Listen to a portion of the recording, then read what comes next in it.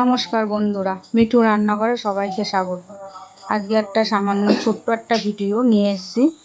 মিষ্টি কুমড়ো আলু দিয়ে সজনে ডাঁটা দিয়ে একটা নিরামিষ তরকারি, খুবই সুন্দর, ভালো লাগে খেতে। তার জন্য ভাবলাম আপনাদের সাথে একটু শেয়ার করি যে থাক ওরা এই রান্নাটা, তার জন্যই দেখালাম। খুবই সাধারণ, পুরো ভিডিওটা দয়া করে দেখবেন। প্রথমে আলুর তেল গরম হয়ে গেছে, আলু ভাজার জন্য আলু দিয়ে দিয়েছি। তারপরে কিছুটা টুকরো করা মিষ্টি কুমড়ো দিয়ে দিলাম, দিয়ে একটু ভাজা ভাজা করে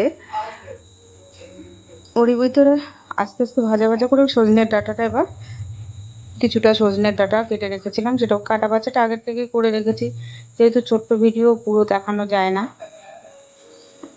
কাটা বাছা করে রেখেছি। যেটা সবজিগুলো সব এই তিনটে সবজি দিয়েই করব। ভাজা ভাজা হয়ে গেছে। স্বাদ মতো নুন, 2 চামচ মতো নুন দিচ্ছি, আপনারা পরিমাণ মতো নুন দেবেন। 1 চামচ হলুদ। আর এই যে মশলাটা, এটা সেরকম কিছুই না, একটু আদা বাটা, 3-4টে কাঁচা লঙ্কা চিরা আর সামান্য জিরের গুঁড়ো। মশলার ভিতরে একটু বাটি ধোয়া জল দিয়ে দিলাম যাতে মশলাটা পুড়ে না যায়।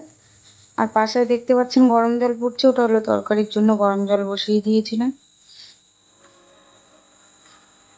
একটু মশলাটা আস্তে সবজির সাথে মিশিয়ে একটু কষিয়ে নিলাম। সবজি কষানো হয়ে গেছে, ওর ভিতরে গরম জলটা ঢেলে দিলাম।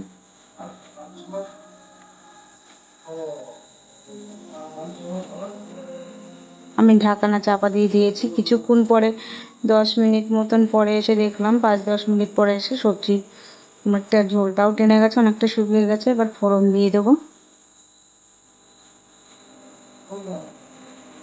ফোড়নের জন্য সামান্য একটু তেল দিয়ে দিলাম, গরম হয়ে গেছে।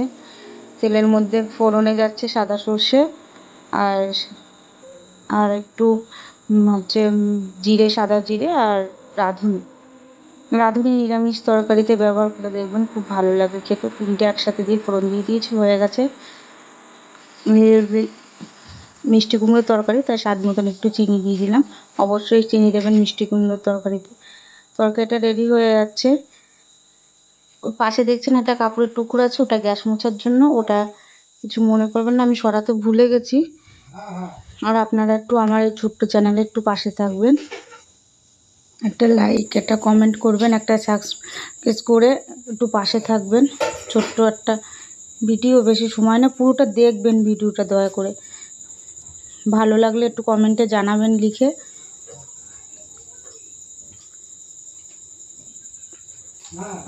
মিষ্টি কুমড়ো আলু সজনে ডাঁটা দিয়ে তরকারিটা পুরো রেডি হয়ে গেছে আমার। এবার নামিয়ে ফেলবো। বেশি সময়ও লাগে না, সেরকম কিছুই লাগে না, তরকারি পুরো রেডি। গ্যাস ওভেন অফ করে দিয়েছি, তরকারিটা নামিয়ে ফেলেছি। দেখুন দেখতে কত সুন্দর হয়েছে, দেখতেও যেমন সুন্দর, খেতেও তেমন সুন্দর। একবার বাড়িতে করে দেখবেন।